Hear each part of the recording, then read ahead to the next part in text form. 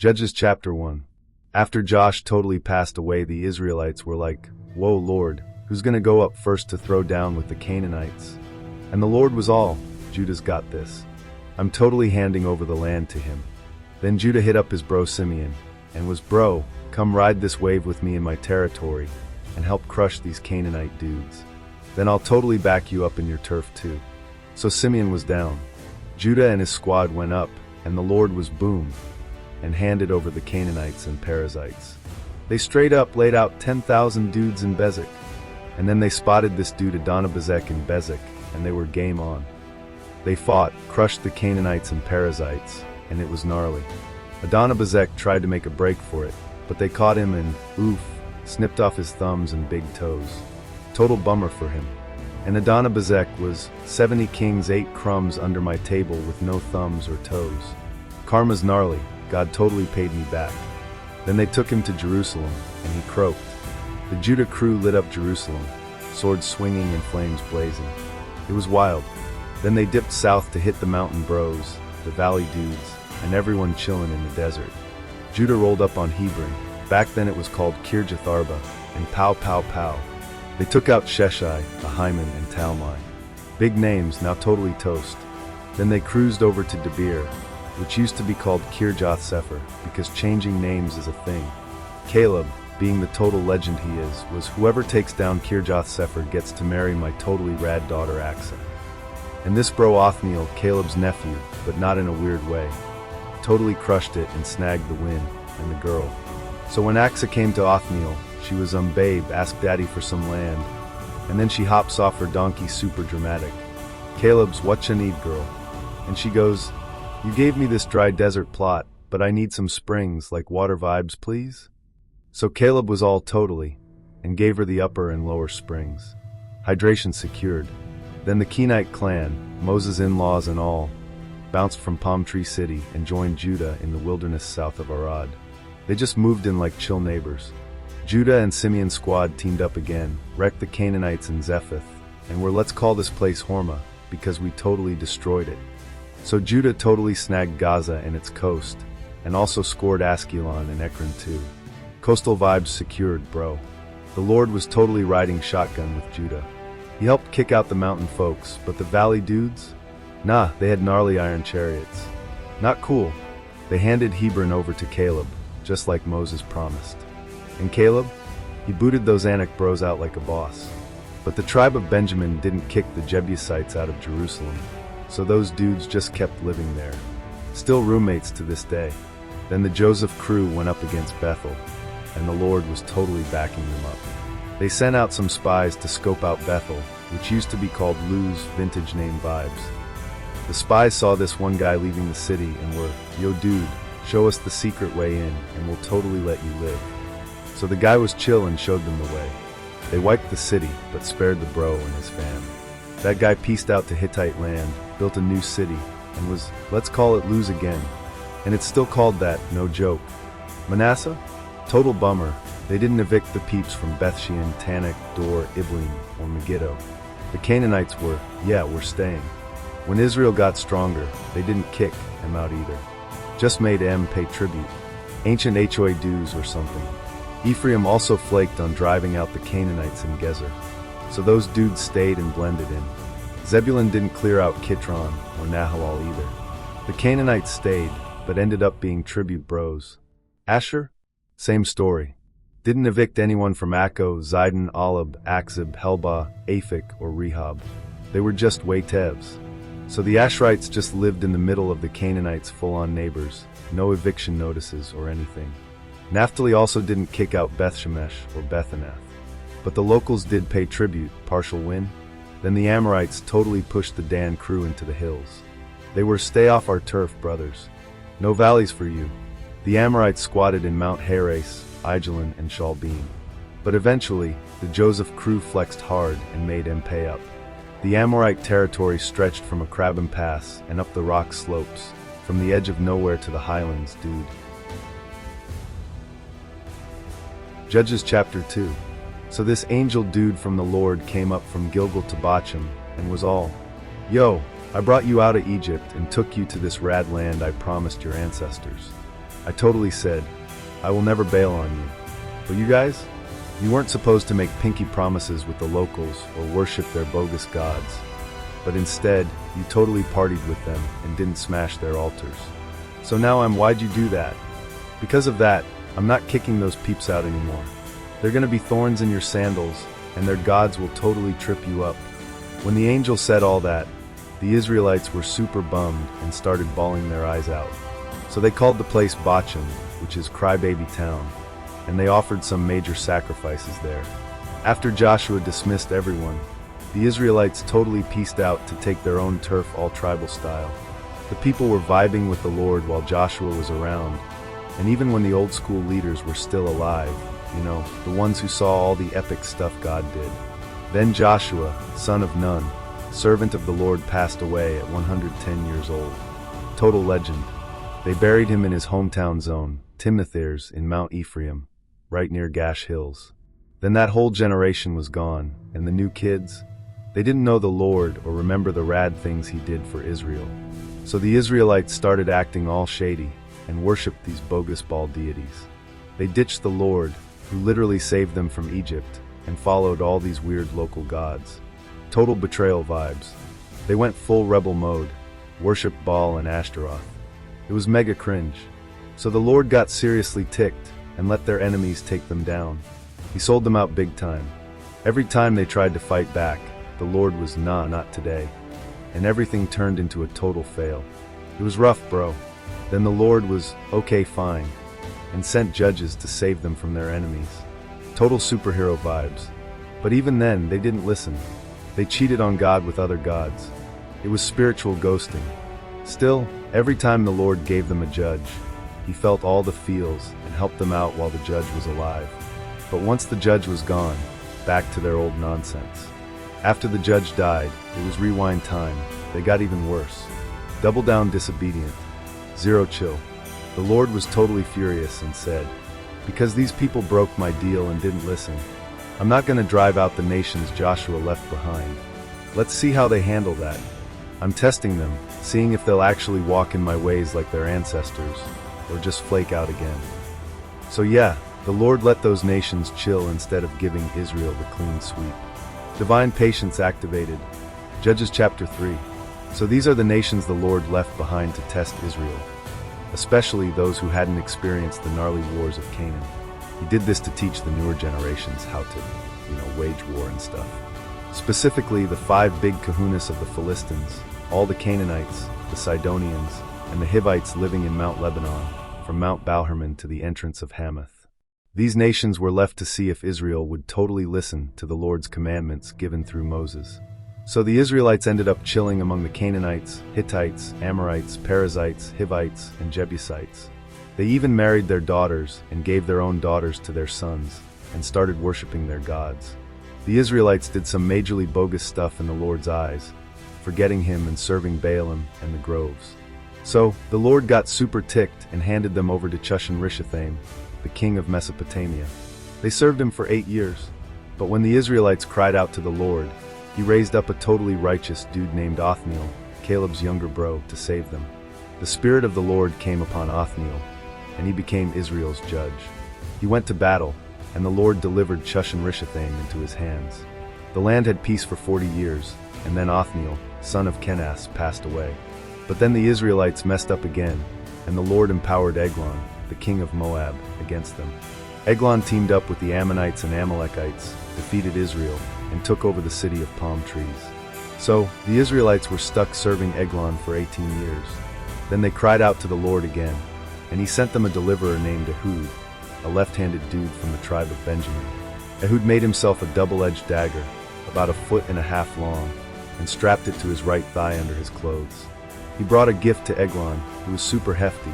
After delivering the gift, Ehud sent the people who carried it away. But he turned back at the stone quarries near Gilgal and said, I have a secret message for you, O king. Eglon replied, keep silence. And all his attendants left. Ehud approached him while he was sitting alone in his cool upstairs room and said, I have a message from God for you. Eglon stood up from his seat. Then Ehud reached with his left hand, took the dagger from his right thigh, and plunged it into Eglon's belly. Even the handle sank in after the blade, and Eglon's fat closed over it, so Ehud couldn't pull the dagger out, and his insides spilled out. Ehud slipped out to the porch, closed the doors of the upper room behind him, and locked them. After he left, Eglon's servants came and found the doors locked. They said, "He must be relieving himself in the cool room." They waited until they were embarrassed, but when he didn't open the doors, they took a key and opened them. There was their lord, lying dead on the floor. While they were waiting, Ehud escaped, past the stone images, and fled to Sireth. When he arrived, he blew a trumpet in the hill country of Ephraim, and the Israelites went down with him, leading them. He told them, "Follow me, for the Lord has given your enemies, the Moabites, into your hands." So they followed him and took control of the fords of the Jordan leading to Moab, not allowing anyone to cross. At that time, they struck down about 10,000 Moabites, all strong and able-bodied men, not one escaped. So Moab was subdued that day under Israel's hand, and the land had peace for 80 years. After Ehud came Shamgar son of Anath, who struck down 600 Philistines with an ox goad. He too saved Israel. Judges chapter 4. After Ehud totally pieced out of this world, the Israelites totally backslid and did gnarly wrong stuff again in the eyes of the Lord. And the Lord was not cool, bro, and handed them over to this dude Jabin, king of Canaan, who ruled in Hazor. His muscle guy was Sisera, who lived in Harosheth of the Gentiles. And the Israelites were all, "Help us, Lord," because Sisera had 900 chariots made of iron and totally oppressed them hardcore for 20 years. At that time, there was this totally rad prophetess babe named Deborah, the wife of Lapidoth. She was judging Israel from under her chill palm tree. People would come to her tree lounge between Ramah and Bethel in the mountains of Ephraim, and she'd help them sort out their drama. Then she summoned Barak from Kedesh Naphtali and was like, "So the Lord God of Israel is totally telling you, go bro, take 10,000 dudes from Naphtali and Zebulun and head up Mount Tabor.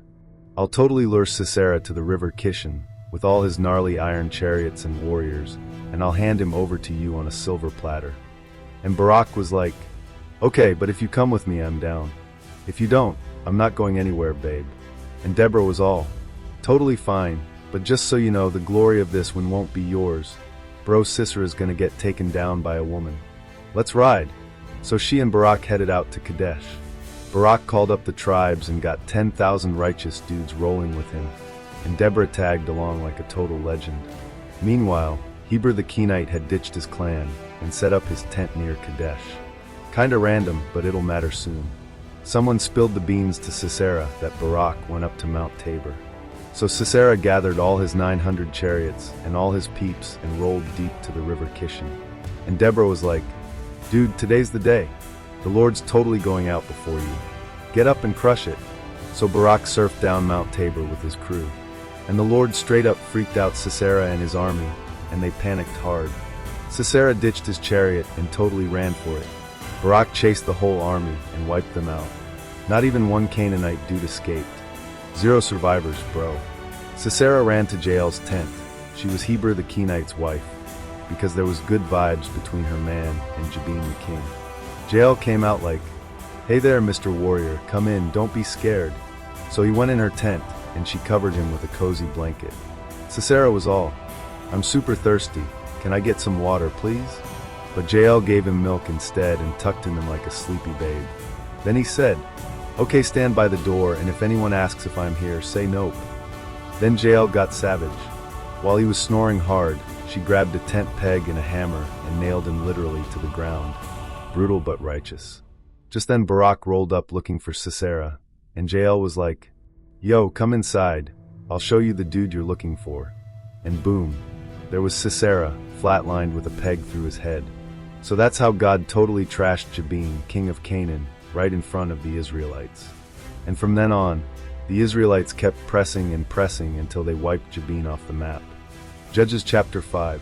So Deborah and Barak, son of Abinoam, totally sang this rad song that day, saying, "Praise the Lord for avenging Israel when the peeps offered themselves willingly, for sure.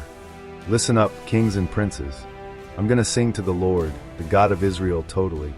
Lord, when you cruised out as Seir, marching from Edom, the earth trembled, and the skies dropped water, dude. Even the mountains melted before the Lord, even Mount Sinai, for real. Back in the day of Shamgar and Jael, the highways were deserted, and travelers took the back roads, no joke. Village life in Israel ceased until I, Deborah, rose up, a mother in Israel totally. They picked new gods, and then there was war at the gates. Was there even a shield or spear among 40,000 in Israel? Nope. My heart's with Israel's leaders who offered themselves willingly among the peeps. Bless the Lord. Speak up, you who ride on white donkeys, sit in judgment, and walk along the road. At the watering places, they recite the Lord's righteous acts, the righteous deeds for his villagers in Israel. Then the Lord's peeps went down to the gates. Wake up, Deborah, wake up. Sing a song. Arise, Barak, and lead your captives, dude. Then the survivors came down to the nobles. The Lord's peeps came down to me against the mighty. From Ephraim came those whose roots were in Amalek. Benjamin was with your peeps. From Machir came down commanders, and from Zebulun, those who handle the writer's pen.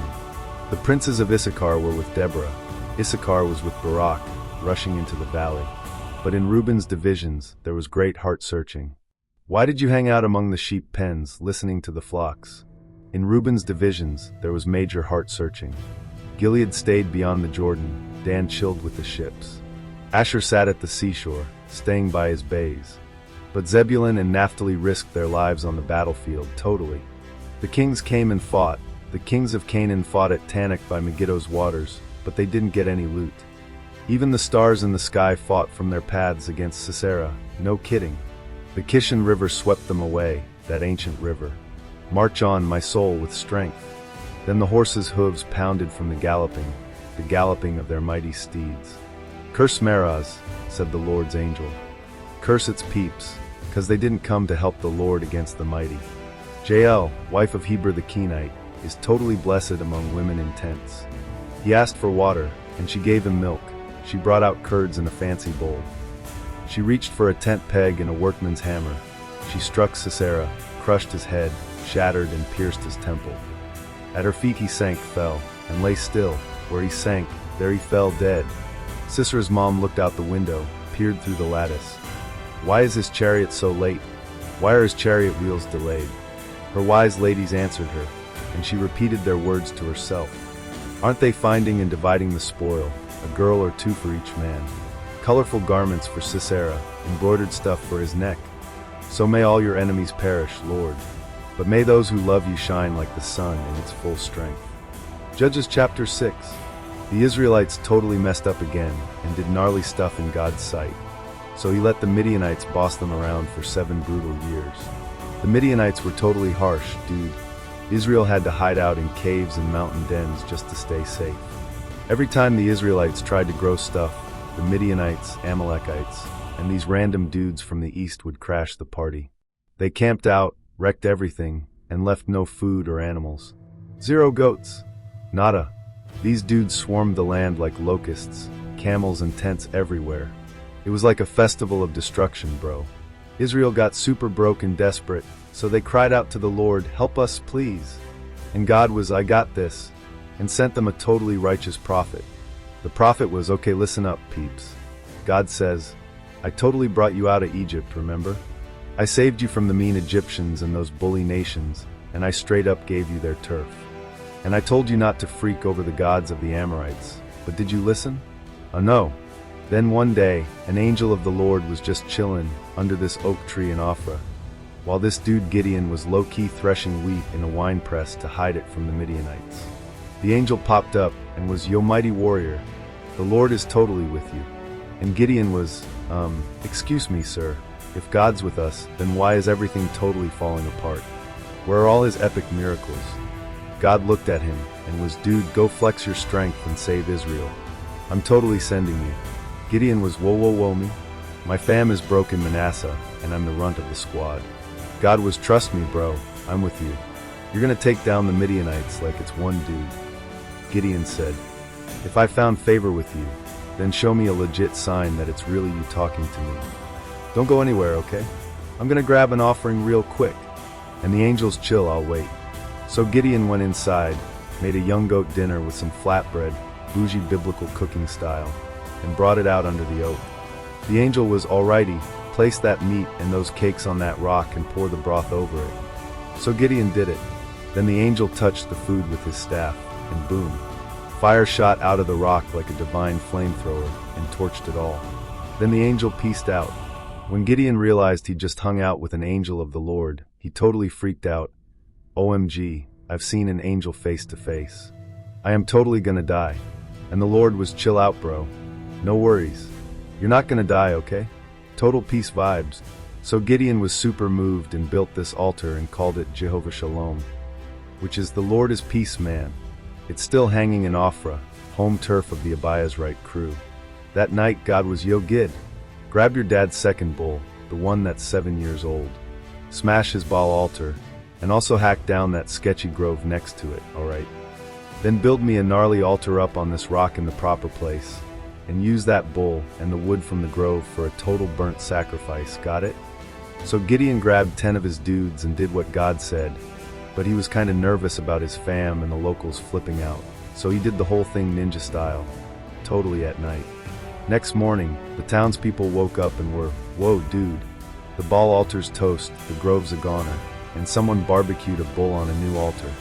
They were all asking, who would do this? And after some deep questioning and a town gossip sesh, they figured out it was Gideon, Josh's son. The townspeople were, yo Josh, bring out your kid so we can totally stone him. He trashed Baal's altar and chopped up the grove. But Josh was, are you gonna defend Baal? Is that your job now? If he's such a big deal god, he can fight his own battles, cause his altar got owned. So from that day on, they gave Gideon the nickname Jerubbaal, which means let Baal fight his own fights, cause Gideon took his altar down hardcore. Meanwhile, the Midianites, Amalekites, and some rando eastern tribes rolled up and camped in the valley of Jezreel, probably thinking they were hot stuff. But then the Spirit of the Lord came on Gideon like a tidal wave of holy stoke, and he blasted a trumpet, let's G-O-O. And the Abiezrites were, we're in. Gideon sent messengers to all of Manasseh, and then to Asher, Zebulun, and Naphtali, and they totally showed up. Then Gideon said to God, okay, so, if you're really gonna save Israel through me like you said, here's the sitch, I'm gonna put a wool fleece on the ground. If there's dew on the fleece only, and the ground's dry, then I'll know you've got this. And guess what? Boom. Next morning, he squeezed that fleece and got a whole bowl full of dew. It was miracle moisture. Then Gideon was, God? Don't get mad, but can I try just one more thing?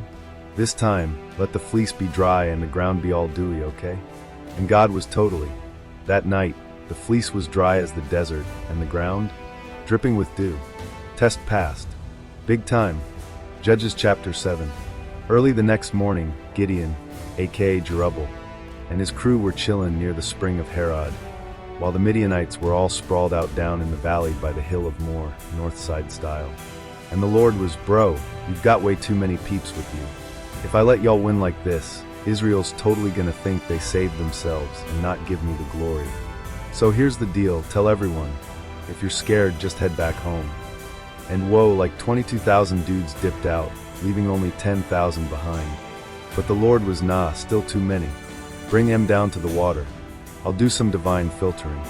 So Gideon got them down there, and God was all, okay, anyone who laps the water like a dog, separate them. The kneelers go in another group. Turns out, only 300 guys lapped like pups. Everyone else was full-on kneel and sit mode. And the Lord was, boom. Those 300 lappers? They're your crew. They're how I'll crush Midian. Send the rest back to their tents. So Gideon handed out snacks and trumpets to the 300, and the rest of Israel peaced out. Midian's army was still vibing down in the valley below. That night, the Lord was, get up, dude.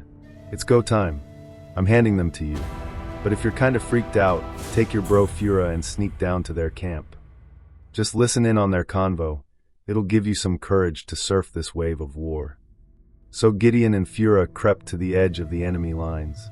And the Midianites, Amalekites, and like every eastern dude ever were laid out like locusts. It was Camelpalooza, uncountable herds. Gideon heard this one dude telling a dream. So I totally dreamed about this gnarly barley loaf rolling into our camp. It slammed into a tent and flattened it. And his buddy was, whoa, that's totally the sword of Gideon, man. God's gonna hand us over to him. Gideon was dude. He dropped into worship mode, ran back to his squad, and shouted, get up, bros. God just gave us the whole Midianite horde. He split his 300 into 3 squads, handed each guy a trumpet, an empty jar, and a torch inside the jar. Talk about a surprise party kit. Okay, follow my lead, guys. Whatever I do, you do too. When I blow my horn, you blow yours. Then scream, "The sword of the Lord and of Gideon." Super loud and dramatic, alright? So in the middle of the night, when the guards were just settling in, Gideon and his 100 bros crashed the perimeter and smashed their jars. Total glass symphony. All 300 dudes lit it up and blasted their trumpets, yelling, "The sword of the Lord and of Gideon." It echoed, whoa. They didn't even move. They just stood there while the enemy freaked out, screamed, and started running around like headless chickens. God turned the enemy against each other, friendly fire galore, and they bailed all the way to some wild places like Bethshitta and Tabath. Then Israelites from Naphtali, Asher, and Manasseh were, "Let's go," and chased the Midianites down. Gideon was, "Yo, Ephraim dudes, cut them off at the river near Bethbara and Jordan." So they did. Full blockade vibes. Ephraimites caught Midianite VIPs Oreb and Zeb, gave them the chop, Oreb at his rock, Zeb at his winepress, and then brought their heads back to Gideon across the Jordan. Mission accomplished, bro.